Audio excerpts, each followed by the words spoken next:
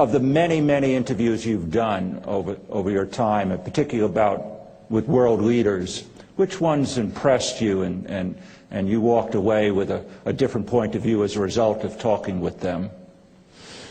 Well, the most important interview I ever did was when Anwar Sadat became the head of the Egyptian government. And he was the unexpected leader. The government had been run by the military, a cadre of 5 generals. He was the least of those, expected to be go to the top upon, in this case, the death of the fellow who was running the country. But somehow or other they picked Anwar Sadat. And everybody who had any knowledge of Egyptian politics felt with certainty that they were putting him into the job to remove him as soon as they could decide who would be the general taking over, because he was the weaker one of that. Well, so they pointed him, and everybody assumed it was a temporary thing. He didn't start out doing anything of any great importance. But since nobody really understood him, I decided I would get the first television interview with him. I was always kind of fascinated with Egyptian and Middle Eastern news. So I went over and got this interview. He granted it to me. And I flew over and sat down. We sat down under the banyan trees with the flies and mosquitoes all around us. And his smoking his pipe, and I smoking my pipe, the one thing we had in common at any rate. And it was boring. He was talking about what he was going to do with Egypt and all that kind of thing. And he droned on and on. And I had been up all night flying, and I could hardly stay awake. My eyes were closing. And then I suddenly thought I heard him say, "And I shall go to Israel." And I said, I couldn't have heard that. I said, excuse me, did you say you were going to Israel? Yes, Walter. I shall go to Israel.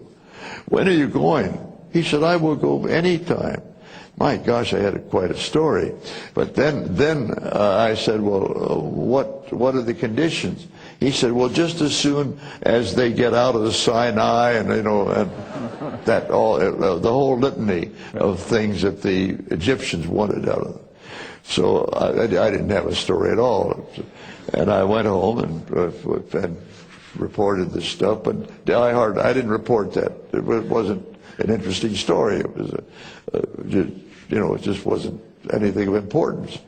However, it turned out that he was repeating that to some people, and not so long after I had been with him, a Canadian delegation was visiting the Middle East, the Canadian parliamentary delegation, and they were in the hall as he was speaking to his Congress, to his thing, and in it he said, and I shall go to Israel.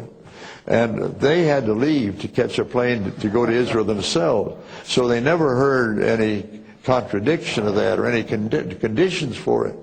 But when they got to Israel, they started spreading this around, that he had said he was coming to Israel. Well, that got a lot of talk in the press, in Israel particularly, and that was on a weekend. So as soon as I got in for the evening news on Monday, I called up my new friend Sadat, and I said, there's all this talk because this Canadian delegation was there when you made a mention. I said, what are you going to go to Israel? Yes, Walter. I said, well, what are the conditions? Well, just as soon as they get out of the Sinai, the same old stuff. So I said, well, then those would be your conditions for going to Israel. He said, no, Walter. Those would be the conditions for peace. I would go anytime. And I said, would you go today? Yes, Walter. And I said, well, you probably would need an invitation from the Israelis. He said, yes. They would have to invite me. And I said, great, thank you. Well, we immediately got on. My producer already was getting on the air. We got to Begin, the head in Israel. And I got him on the telephone, a wire, and told him about this. and he looked like I'd hit him in the solar plexus. He looked like he was breathless. He said he would come here, and I said, yes, well, tell him to come, tell him to come.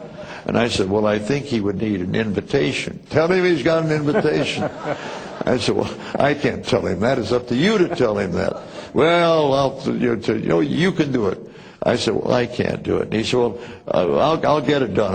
I'll have your American embassy do it. They'll do anything we ask them. I'm sure he said that. People later said they didn't hear him say it, but I think at any rate, they indeed invited him. I told him that he could come that week, and that was Monday. And he said, well, I want him to come. He must come, but I can't have him come this week. I've got a meeting in London with the Prime Minister. Never mind that. That's not important. Tell him to come. Tell him. So he came. And that was the beginning of the rapprochement. Right. That it still goes on to that degree. Sadat was a very brave man to do that. And indeed, it did cost him his life. I'm sure he was assassinated by some of his Egyptian radicals. And a great shame, because I think one of the greatest things that's important in a politician is political courage. And when it takes courage, the leaders must exercise that courage and do what they know is right. Now, I'm not talking necessarily about physical courage, but political courage. And there are not enough of our leaders and other leaders in other countries that have that courage.